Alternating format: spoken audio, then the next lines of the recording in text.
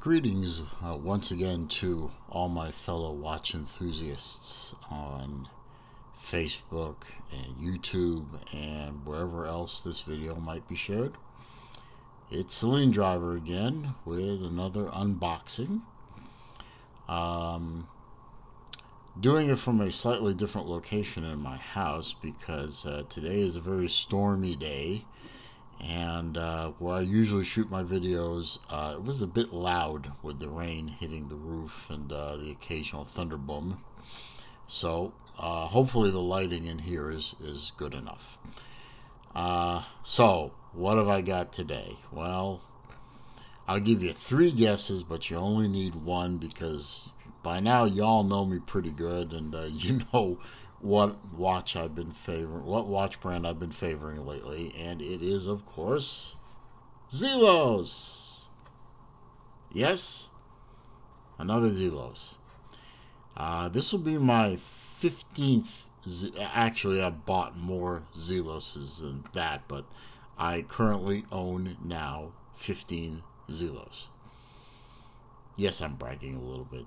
Forgive me. Anyway, this one I've been looking forward to getting for a long time, and it finally arrived, and let's take a look at it. I've cheated. I've taken it out of its wrapping. I've already opened it up, and I've put the band on it that I wanted to put on it, and so on. I even took it out of its sleeve because these things are tough, and I really don't feel like struggling with it on camera. Here's the box. As you can see, it's the new edition Zelos wood box. Real wood, by the way, with the nice hinges on the back that are recessed in almost flush. And I mean, he puts this much quality and effort into his box. You know automatically the watches are going to be great.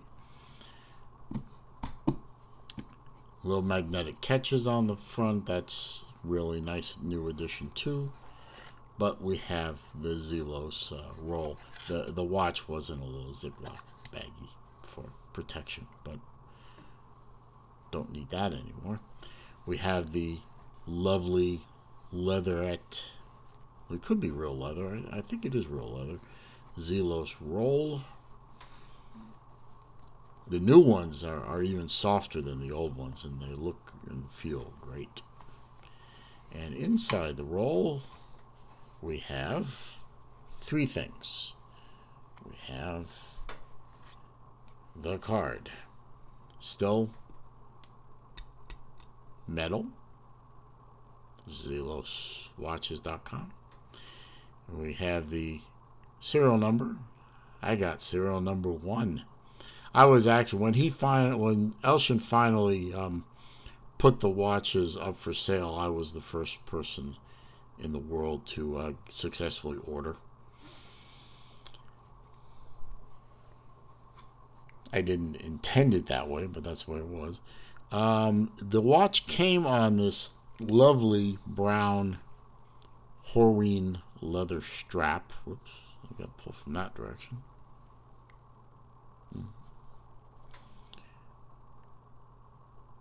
Beautiful. And lately he's been coming with these little slide quick releases for the spring bars, which is a nice touch. Makes changing these an easy task, except of course if you buy a strap from somebody else, and you might, make sure you get spring bars because it doesn't come with spring bars. And here is the watch. And what is it? Ta-da! It's the new Skyraider. It's the new Flieger style manual wind. It's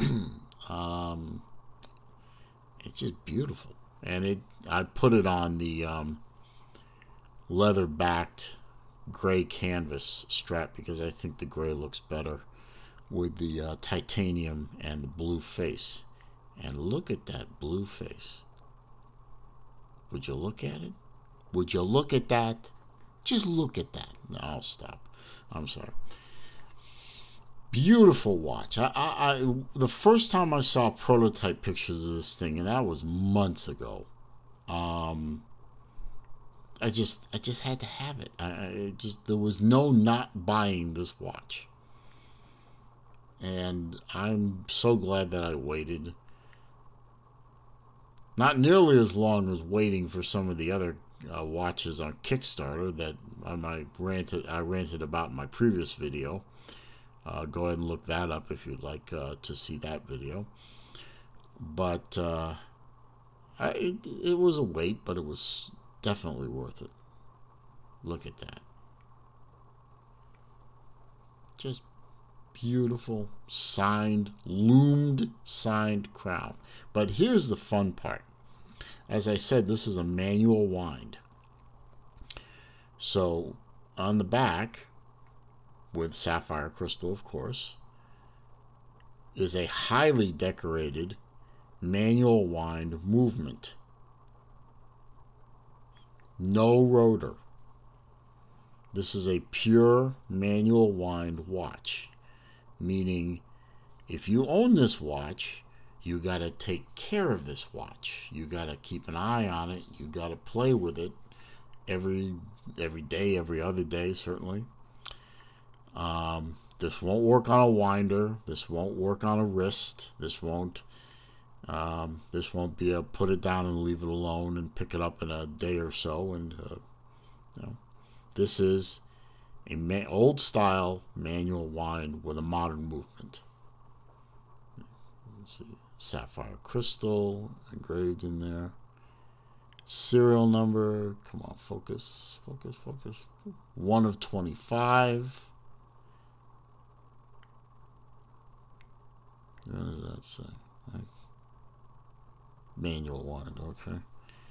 And it's just gorgeous. I mean, look at the decoration, the blued screws, the jewels, the decorations on the gears. You can see the rotor working away there. I think it's called pelage. In the automotive world, of which I am long time a fan of, long time car enthusiast, we call that engine turning. Think of the 70s Trans Am dashboards as probably the most well-known example of that. But look at the pelage on there, the decorations. It looks like an airplane propeller on the gears. And that was the inspiration. The inspiration for the name of this is a Skyraider. This is a late World War II attack plane, a propeller-driven attack plane. The forerunner of the A-10 tank killer. These were tank killer airplanes, which actually saw action not only at the end of World War II, but all the way through Korea and even into Vietnam, because they were so effective at low-level, low-speed ground support. And you can see the inspiration in the decoration of the face with the lines in concentric rows with a slight twist to them, a slight twist up or down depending on where you look. Very reminiscent of the direction of an airplane propeller. Just a beautiful watch. The Flieger style, I believe this is the Type A style, I believe it's referred to as. It doesn't have the inner track of the 100 hours military time thing. It just has the outer track. But let's give you some specs. This is Skyraider titanium with a blue face. They also come with a fully skeletonized watch face. See right through it. And also meteorite. And they also come in bronze as well as titanium. I think the blue titaniums are already sold out, so I got lucky. It is a Flieger style watch. It uses the ETA or ETA 6498 manual wind movement. So while the manual wind harkens back to the early 50s and that era of watchmaking, it is a modern movement. It has an advertised 44-hour power reserve.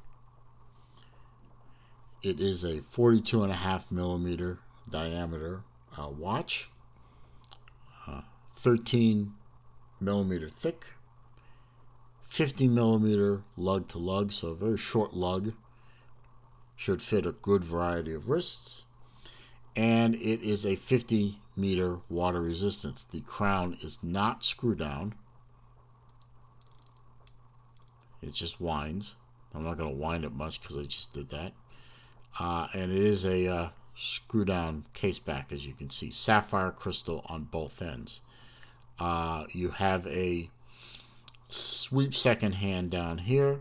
The movement is hackable. Or is not hackable. I thought it was hackable. Well, my mistake. I guess I was imagining it when I was playing with it earlier. Not hackable. Sorry. My bad. 2 hands, minute and hour hand, of course. Kind of a...